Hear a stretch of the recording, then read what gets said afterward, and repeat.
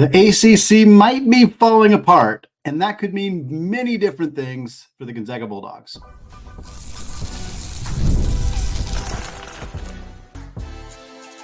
You are Locked On Zags, your daily podcast on the Gonzaga Bulldogs. Part of the Locked On Podcast Network, your team every day. What is going on, y'all? Happy Friday, and welcome into the Locked On Zags podcast, part of the Locked On Podcast Network, your team every day. I am your host and longtime Gonzaga podcaster, Andy Patton, here to bring you news and updates on all things Zag athletics.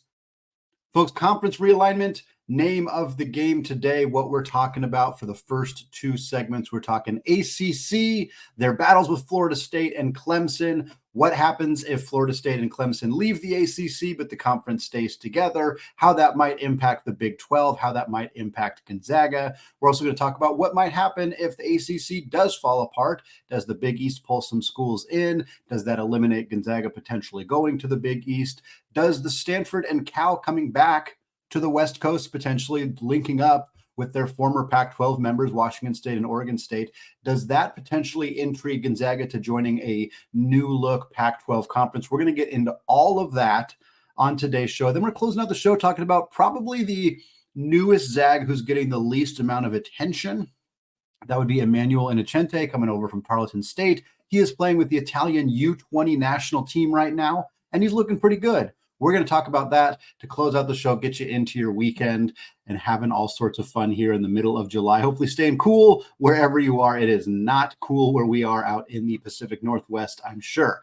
All right, let's talk ACC. I'm not going to get into a ton of the logistical legal details other than to say this. Florida State and Clemson, they're unhappy in the ACC. They want to leave. They have like a 13-year media rights deal that's ironclad in terms of trying to get out of the conference. They had a lot of legalese in the ways of basically keeping those two teams in that conference long term. They're not happy about it. They believe that they're losing upwards of $400 million across the length of that contract by not being in a conference with a bigger media deal, aka the SEC or the Big Ten. So these two teams are saying and for Florida State, I understand the argument, not just from making more money from a media deal, but this is a team that went undefeated in the ACC last year and didn't get into the college football playoff because the college football playoff pretty much only respects the SEC and the Big Ten.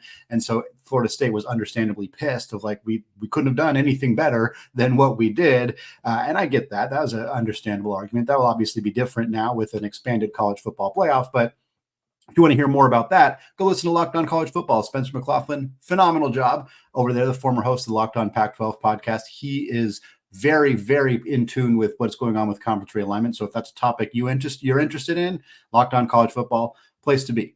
We're not going to get into it a lot more than that. We're going to talk about the hypotheticals. What if Florida State and or Clemson do leave the ACC, but the rest of the conference stays together? What if the ACC does eventually just crumble the way that the Pac-12 did when Colorado left or what UCLA and USC left, and then when you saw Oregon and Washington starting to get ready to leave, and then Colorado and the corner schools left, and then boom, Pac-12 was gone. What if that happens to the ACC? Those are the two situations we're going to dig into. We're going to talk Big 12, Big East, and Pac-12. Let's start with the reality or the situation where Florida State and or Clemson do find a way legally to get out of the ACC. With the rest of the conference, the main ones, the Dukes, the Carolinas, the Virginias, etc., they decide to stay together. And you don't lose the ACC, you just lose Florida State and Clemson. Well, a recent article from Brett McMurphy at Action Network HQ indicated that the SEC and the Big Ten, they don't want Florida State or Clemson. They don't want them. Now, if the ACC falls apart, it's going to be a free-for-all. Everybody's going to be bidding on them because at that point, those schools are desperate. They need to get into a new conference, and you don't want to be the SEC just sitting on your hands and watching the Big Ten add 5 marquee brands to their conference. Like that's not going to be a good situation for you to be in. But if the ACC sticks together, Florida State doesn't have a lot of options. They thought they might get into the SEC, get back that in-state rivalry with Florida. But the SEC made it very clear. Greg Sankey at the recent SEC media days basically said, we're good with the schools we have. We're 16 strong. We don't want to make any other additions. Private conversations that Brett McMurphy was able to get sources on and talk about in his article basically said Florida State is disruptive. We don't like the way they're handling this situation with the ACC, and we don't really want them in our conference. Big Ten programs don't want to lose or share more of their revenue with a new school. They don't want to do that. So Florida State, if they leave the ACC and say, we're done, we're not coming back to the ACC, we want to go somewhere else, they're probably going to the Big 12. It's about the only option. Clemson might end up in the Big 12 too. Very fascinating what that does to the Big 12. It certainly elevates the football level of that conference and helps with basketball. Clemson's a good basketball program. Florida State hasn't been lately, but has had history in that area. But if the Big 12 is going to potentially be able to add Clemson and Florida State, that's not great for Gonzaga. I think it's pretty clear to say right now the conversations for Gonzaga and the Big 12 have slowed down because the Big 12 is effectively wanting to see how these 8 schools that they've added in the past 2 years with Houston, Cincy, BYU, and Central Florida last year. And then, of course, the 4 corner schools, Arizona, Arizona State, Colorado, and Utah coming in this season. The Big 12 commissioners or presidents, and athletic directors have said, hey, we don't want to make any more drastic changes right now. We want to wait and see how this plays out. And that's very understandable. But if they can get Florida State and Clemson, they're going to make that move. They're going to do that. And at that point, they then become an 18-team conference or a 20-team conference. And they're probably not going to then still continue to look to expand to Gonzaga and UConn.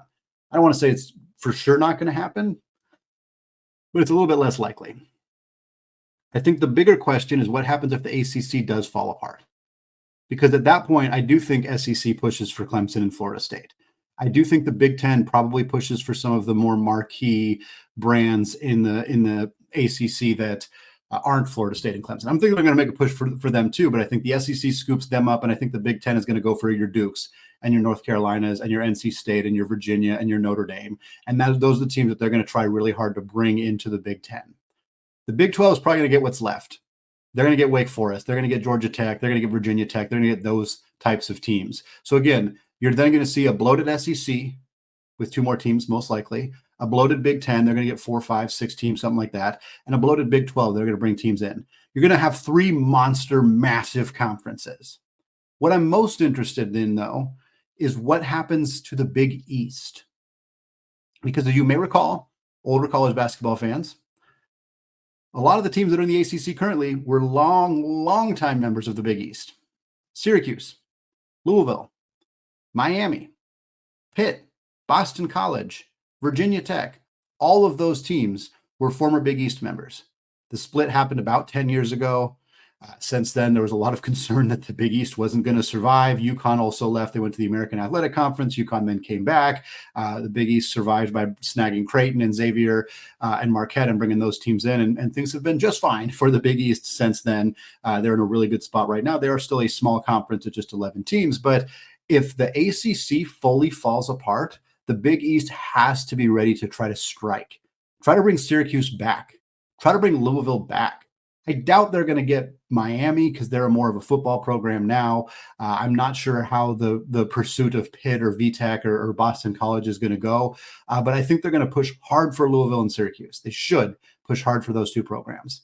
But the landscape has changed so dramatically that would programs be willing to go back to a conference that does not feature football in an era where football is driving the amount of income and revenue your school is making at an extremely high rate? Basketball's doing fine. Men's basketball and women's basketball are both driving revenue to universities at a high level. It still doesn't hold a candle to what football is doing. And if you're Louisville, a program that is a top 25 caliber football team, you do not want to go independent. It's hard to do. Notre Dame has done it, but it is difficult.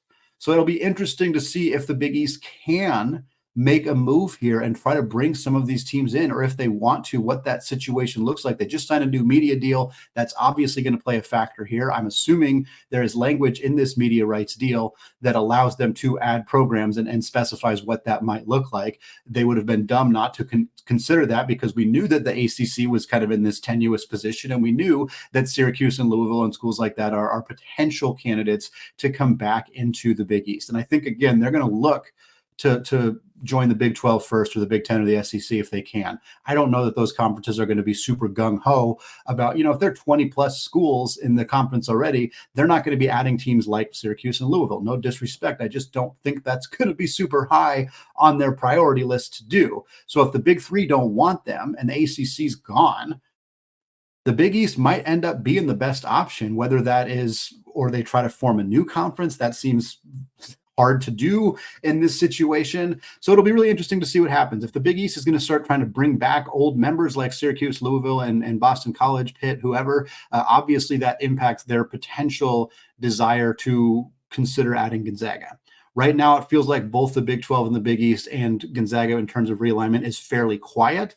There's not really any news in that area.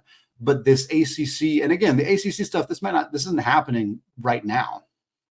It's not, ACC is not going to fall apart today or tomorrow or probably in 2024. But everybody, the Pac-12 wasn't going to fall apart until it did. And I think it would be silly to not expect that there's a real possibility that one domino falling in the ACC, like Florida State finding a way out, could be enough to get this whole thing to start to crumble underneath them like it did in the Pac-12. And if that happens, then yeah, this is going to have a pretty significant ramification across college athletics, and it could impact Gonzaga in a lot of different ways. Not just their pursuit of the Big 12, not just their pursuit of the Big East, but what about Stanford? What about Cal? What about SMU? Those three schools all just joined the ACC. Could they back out, partner with Oregon State and Washington State to try to recreate a Pac-12 conference? And could that end up convincing Gonzaga to leave the WCC and join a West Coast conference? We're going to talk about that in just a second.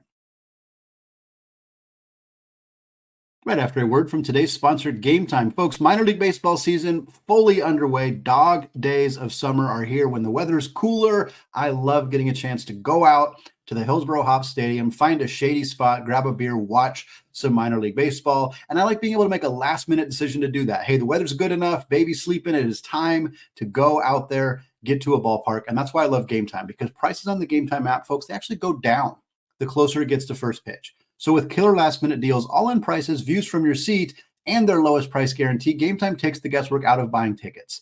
I often worry about my tickets being bogus, but with Game Time's ticketing coverage, your purchase is covered by the most flexible customer service policy in the entire ticketing industry. And for me personally, I love having that peace of mind. So folks, take the guesswork out of buying tickets with Game Time. Download the Game Time app now, create an account, and use code LOCKEDONCollege for $20 off your first purchase. Again, create an account, redeem code LOCKEDONCollege for $20 off. Terms do apply. Download the Game Time app today. Last minute tickets, lowest prices, guaranteed. All right, folks. Segment 2, still Eddie Patton, still Locked On Zags podcast. And we're still talking conference realignment and the ACC. I mentioned Locked On College Football. Again, fantastic resource to learn more about conference realignment, as well as other things in the college football world. I would be remiss if I didn't also mention Locked On ACC. Alex Dono, Kenton Gibbs, they do a fantastic job on that show, talking all things ACC, talk a lot of basketball, but right now they are talking realignment. So if you're more interested in this topic, want to learn more about Florida State's legal battles, what's going on with Clemson, what might happen to these teams, they are very plugged into that whole situation. Highly recommend. Wherever you're listening to Locked On Zags, you can find Locked On ACC or Locked On College Basketball. I want to talk about the other aspect of potential ACC collapse, which is the fact that Stanford, Cal, who already went through a conference falling apart around them, they moved into the ACC as a way to keep themselves at the high major level and basically have a conference. If they didn't do that, they were going to be left behind the same way that Washington State and Oregon State were left behind. SMU also wanted to get into a high major conference. They weren't in danger of losing their conference. They were in the American Athletic Conference, still a very quality non-power conference, but they decided to jump ship alongside Stanford and Cal, moved over to the ACC, those three new schools in the ACC starting this upcoming year. So what happens if this thing falls apart? Well, Stanford and Cal are back to square one. They joined the ACC because the Big 10, the Big 12, the SEC didn't want them. That's probably not going to change. Probably not going to change for SMU either. So now where do these schools go? Well, Stanford and Cal are probably going to come back home. They're probably going to try to link up with Washington State and Oregon State and say, hey, what are you guys doing? What's the plan here? Let's pretend that this didn't happen. I don't think Washington State and Oregon State, for the record, hold a lot of animosity towards Stanford and Cal. They're not the ones that really created this situation, and they left because they had to. Washington State and Oregon State would have done the same thing if the ACC would have had them. So I think that those 4 schools, and if SMU wants to link up, if they can't get back in the AAC or they don't want to and they want to link up with them, that gives you 5 schools right there that are high major caliber. SMU is absolutely high major caliber. The other 4 have always been high major schools up until this year, where Washington State and Oregon State are now independent in football and, of course, in the WCC for basketball. So those 5 schools, what they're going to do is they're going to try to link up with the Mountain West schools that they want. And we've talked about a Mountain West Pac-12 reverse merger hybrid type conference merging situation for a while. And there's a handful of different ways it could be done. It could just be basically the Mountain West becoming the Pac-12 and absorbing Washington State and Oregon State, and then the Mountain West dissolving as a conference. It could be the Pac-2, Oregon State and Washington State, just picking the schools from the Mountain West that they want. The reason that that's not the best option is because it's going to cost them millions and millions and millions of dollars per school to do that if they want to add those schools. There are obviously other conferences that they can pick from as well, which is where we potentially get into the Gonzaga conversation. With it being just 2 schools, Oregon State and Washington State, the likelihood of just basically pulling in all of the Mountain West schools was higher. Now, if you're talking about a reality where Stanford and Cal and SMU are also part of this conversation, it makes it more likely that they only pick and choose from the Mountain West. In that situation, because this is going to be football driven, the schools that are going to be probably prioritized in my mind from the Mountain West would be these 5: San Diego State, Boise State, UNLV, Fresno State, and Colorado State. That's 5 from the Mountain West. You add those 5 to Stanford, Cal, Oregon State, Washington State, and SMU. Now you have 10. If you think that SMU gives you a hub in the AAC area, in the Texas area, maybe you can try to make a push for 2 of the stronger programs in that conference in Memphis and Tulane. This is a hypothetical situation. I want to be clear. You will see, especially if this continues to develop the way that it is, and the ACC looks a little bit less on shakier ground, I should say, we will start to see a lot of rumors, a lot of theories as to what this conference would look like. I'm just projecting one here. Your 4 Pac-4 schools with Stanford and Cal, and then Oregon State, Washington State, SMU, your 5 Mountain West schools, San Diego State, Boise State, UNLV, Fresno State, Colorado State, Memphis, and Tulane. That gives you a 12-team conference. Might be enough. Again, they could add more from the Mountain West, but it costs them a lot of money to do that. They're willing to pay that money for brands like Boise State, which is a prolific football program, for San Diego State, which is in a huge media market and is good at both football and basketball, UNLV in a monster media market, Fresno State in a decent sized media market, decent football program, not great on the basketball side, but has some upside there. Colorado State also in a decent media market. It's not in Denver, but it's outside of it in Fort Collins, solid basketball program there. That I feel like, and then Memphis and Tulane. Tulane's a great football program. Memphis, a great basketball program, has had success on the gridiron as well. But you don't want to start spending those millions of dollars for, Wyoming or New Mexico or Utah State, even though they're decent basketball schools, at least 2 of them are. I just don't think they're going to view that as worth it necessarily. But they're options. Those are options. Nevada's an option too. AAC, you could look at Rice. You could look at Temple. You could look at UT San Antonio, Tulsa, North Dakota State, South Dakota State would probably be football only members, but you could look at them as well. And then there's the non-football schools. Gonzaga, St. Mary's, Grand Canyon. Do you try to make a push for the A10? Try to get Dayton and St. Louis. If you're still poaching out of the AAC, do you try to get Florida Atlantic? Really good basketball program, now coached by former Gonzaga Director of Ops, John Jacuz. Maybe you try to make a move there. The question then becomes, would Gonzaga join this conference if it was presented to them? And let's just stick with the 12-team conference that we have talked about. And then you're saying you're adding Gonzaga and 1 more basketball-only member. Could be St. Mary's, could be Dayton, could be St. Louis, could be Grand Canyon, something like that. If the Big 12 has poached a few ACC schools in this situation, which again, this is a situation where the entire ACC has fallen apart, so they probably have. The Big 12 has probably added Virginia Tech, or maybe Georgia Tech, Wake Forest, maybe Virginia Tech. Maybe the Big East gets Louisville and Syracuse. Maybe the Big 12 gets Miami. Who knows? Those schools are broken up into the Big 12 and the Big East, as well as the SEC and the Big 10.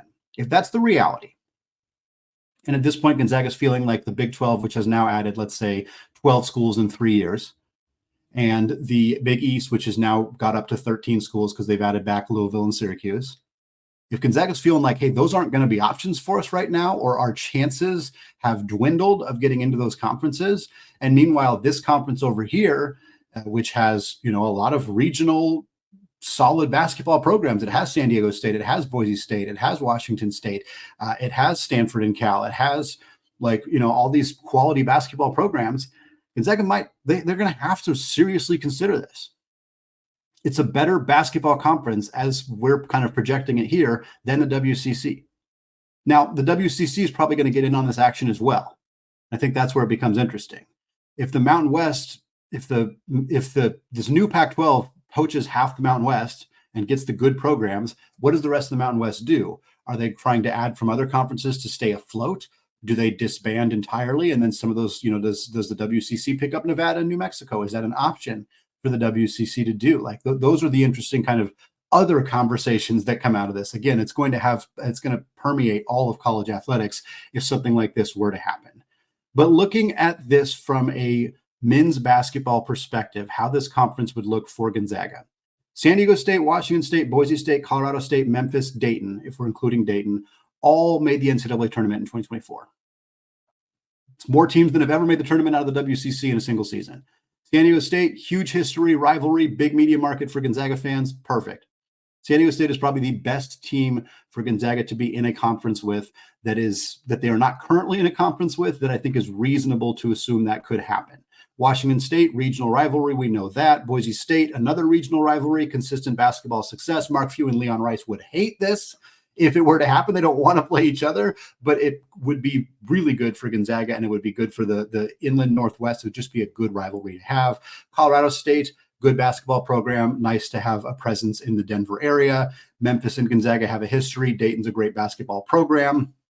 The other ones, maybe not as great from a basketball perspective, but there's still reasons to like it. Stanford and Cal keeps Gonzaga in the Bay Area media market. It keeps Bay Area Gonzaga fans able to watch the team. Same with Fresno State, although they're not as prominent of a program.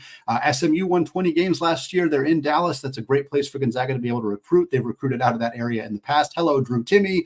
So that's never a bad thing to have. UNLV, Vegas. Always want to have an opportunity to play in Vegas a couple times a year, so that would be fantastic. Oregon State helps with the local Portland fan base. Myself personally, losing the opportunity to go see them in Portland, but getting the opportunity to see them in Corvallis, that's a win for me there. So another kind of positive thing for Gonzaga. We're going to talk more about conference realignment. We're going to talk more about what's going on with the ACC as we get updates, as news come along. But it's a Friday. It's mid-July. Thought it was a good opportunity to kind of lay out what we know, what we don't know about the ACC situation, and how it could potentially impact Gonzaga, because realignment is not going away. Gonzaga is not necessarily jumping ship anytime super soon, but things are happening in this space that will impact Gonzaga down the line. Exactly how, we don't know, but that's why we like to speculate, have some fun with it, take a look at what potential scenarios might play out in the not too distant future for Gonzaga with regards to conference realignment. Folks, we're going to close out the show talking about Emanuel Innocente. He's with the Italian U20 team in the European Championships. His latest performance, pretty promising sign of things to come for the young forward for Gonzaga. We're going to talk about that in just a second.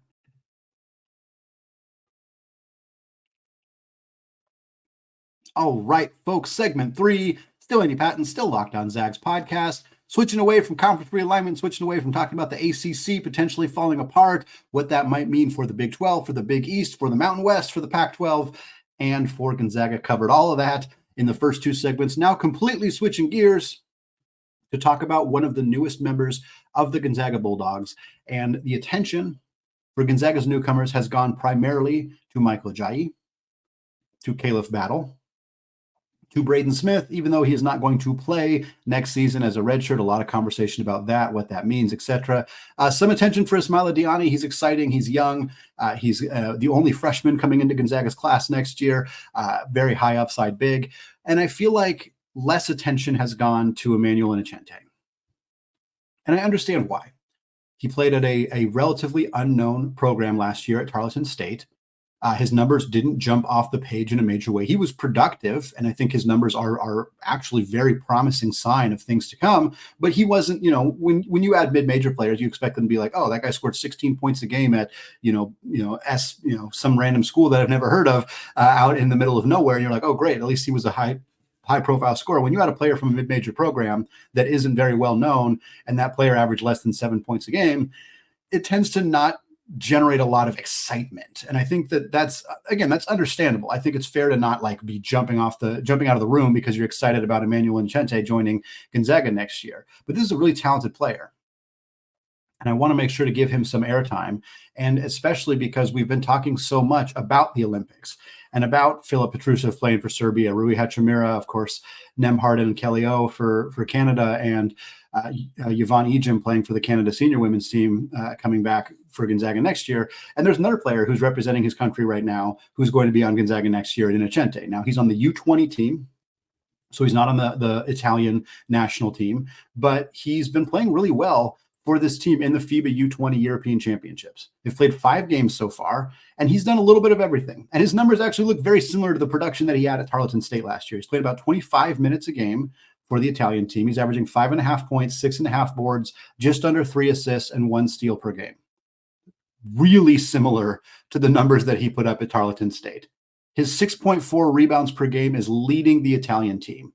As a reminder, Innocente is 6'5", but he averaged over 6 rebounds a game last year at Tarleton State. He's averaging 6.5 rebounds per game at the U20 level as a 6'5" guard. He is kind of Joel Ayayi-esque. He's not as good of a scorer, certainly not as good as a three-point shooter, but he's listed as a forward. Some places have mentioned him as like, oh, he's adding to Gonzaga's front court. And it's like, he's not a 4, he's a 3, kind of a 2, but he's just such a good rebounder that you can kind of play him up a little bit. I think it's possible he could play some small ball 4. He'd be a very small 4. Like he'd be one of the smallest power forwards Gonzaga's ever had in a lineup where you play, let's say something like Ryan Nembhard, Nolan Hickman, Caliph Battle at the 3, Emanuel Innocente at the 4, and you could play Ben or Ajayi or Huff or EK at the 5. That's a really small lineup. Battle and Innocente are basically the same size. But it's a lineup that could exist because of his ability to rebound the basketball. Innocente had 10 points, 6 rebounds, 5 assists in his most recent game for the Italian U20 team that was against Macedonia. He also had a game against Poland where he had 10 rebounds and 3 steals, as well as 3 points. He also had a game against Israel where he had 6 rebounds and 5 assists, but also only 1 point. The point I'm trying to make here is that Emanuel Innocente is a player who stuffed the stat sheet, but doesn't really have a lot of offensive versatility to his game yet. That, to me, is a really tantalizing prospect for Gonzaga to acquire, an under-the-radar type of player. Because I don't want to say it's easy. It's not easy. But you can make a player a better scorer. And the difference in I don't know the style that the Italian U20 team is playing. I'm not going to pretend that I do. But I know the style that Tarleton State played. They don't play very fast. They don't have a high possession style. They're not out running and gunning. The offensive style that Gonzaga plays is naturally going to lead to more scoring opportunities for a player like Emanuel Innocente. Outside of that, in any lineup for Gonzaga next year and probably going forward after that, Innocente is at best the 4th option offensively. Most of the time, he will be the 5th option offensively, meaning he will be pulling in the opposing team's weakest defensive player, meaning that he will be sagged off of for 3-point attempts. We've talked about the Ryan Woolridge effect on the show a handful of times. Everyday listeners, you know what this means. It is effectively when a player from a lower major school who commanded more defensive attention transfers to a school where they are no longer the focal point of the opposing team's defense, their percentages tend to increase. It has happened very consistently for players who transfer to Gonzaga who shoot better at Gonzaga than they did at their previous school. Ryan Woolridge spent 4 years at North Texas shooting 32% from 3. He shot 42% for Gonzaga in his 1 year. That's why I name it the Ryan Woolridge effect. Rasir Bolton was a better 3-point shooter at Gonzaga than he was at Penn State or Iowa State. Malachi Smith shot 50% from 3 in conference play. He was a good 3-point shooter at Chattanooga. He was better at Gonzaga. There are many other players who fit into this bill. Emanuel Innocente, not a great three-point shooter at Tarleton State. He just wasn't. 30.8% from three. When he played for the Italian second professional league, he played 22 games with Stella Roma. He wasn't a great three-point shooter there either. He's shooting 30% from three right now in the Italian U20 league. He's consistently been about a 31% three-point shooter. At Gonzaga, I could see that being closer to 35, 36, just because he gets more open looks, because the offense opens up for him, because they're not going to run plays for him, but they're going to run plays where he is, fading to a certain spot or getting into a position, and defenses are going to collapse on Graham Ike. He kicks it out to Nembhard. Defender swings over to Nembhard. He swings it over to Innocente. He's wide open in the corner for a three. And I want to be clear. I don't envision Innocente playing a big role for Gonzaga this year. I don't. He's outside the rotation. Gonzaga's got 9 guys that are all, it's really hard to see them not playing 9 next year, even though they almost never play 9. But Innocente's not one of those 9. I have him 10 right now. I have Junsook Yo 11. I have Ismaila Diani 12. And I'm not sure that I'm super confident about those 3, that order, but I think none of them are in the top 9. Because you have your starting 5, if you assume Michael Ajayi replaces Anton Watson. You have Caleb Battle, you have Braden Huff, you have Dusty Stromer, you have Steele Venters. That's 9. None of those 3 guys are playing over those 9. So I don't see Innocente playing a big role this year. But I see a player who is a tenacious rebounder, who's a good passer. He averaged 3 assists at Tarleton State. He's averaging about 3 assists. Like I said, his numbers at Tarleton State and with the Italian U20 team are very similar. He's a good defender. He's averaged almost 2 steals a game at Tarleton last year. I see him being somebody who, when he does step into a bigger role for Gonzaga, he can rebound the basketball. He can make plays defensively. He doesn't turn the ball over offensively. Maybe he's not somebody who takes a lot of shots, who attempts a lot. Maybe a lot of his points come in transition. But he's somebody who I think we'll see gradually grow offensively into a point where maybe as a senior, he is somebody who, maybe he's not a starter. Maybe he's still a reserve his senior year, but if he's coming off the bench, averaging 7 points, 5 boards, shooting 35% from 3, one of Gonzaga's better perimeter defenders, that is a great result for the Zags. And there is no reason for me to not believe that he is capable of being that player. It'll be interesting to see how much he plays, not this upcoming year, although that too, but the year after that. Because we know Ryan Nembhard's gone. We know Nolan Hickman's gone. We know Ben Gregg's gone. We know Michael Ajayi's gone. We know Caleb Battle's gone. Like the whole roster is pretty much gone after that. So what does that look like for him? Braden Smith starts at the 1. We assume Dusty Stromer comes back. We know Davis Vogel is going to be in the mix. If Steele Venters leaves, you have Braden Smith, Dusty Stromer, Davis Vogel, and then you have Emanuel Innocente. Those are your kind of guard wings on that roster. You also have in the front court Braden Huff and Ismaila Diani, potentially Junsook Yo if he's still back at that point. But in the guard wing area, if Venters is gone, Innocente is going to step into a bigger role right away in his second season at Gonzaga. Very excited, intrigued by what he's going to bring to this team. Excited to see him this year, even in a smaller role. I think I don't want to say understandably getting overlooked, although I get why he is not. Battle and Ajayi are going to play much bigger roles. Braden Smith's going to be a much bigger contributor when he does play this up next season. But I think Innocente is a player that we don't want to overlook too much, because I think he's going to be somebody who contributes to this team in a major way, even if it's not necessarily by scoring the basketball a bunch. That's going to wrap it up for me today here on the Locked On Zags podcast and for this week. Folks, have a fantastic weekend. Be safe. Stay cool if you can. We'll be back next week, continuing to keep you up to date on Gonzaga's recruiting, continuing to keep you up to date on the final few days of Summer League and some contract situations there. I will keep you up to date on what's going on with Zags in the MLB, what's going on with Courtney Vandersloot in the WNBA, and of course, the Olympics coming up very, very soon. So we will keep you up to date on everything going on with Mark Few, with the Canadians, with Petrusev and Rui and Yvonne, and everything going on in Paris. Thanks for listening, folks. And until next time, as always, go Zags.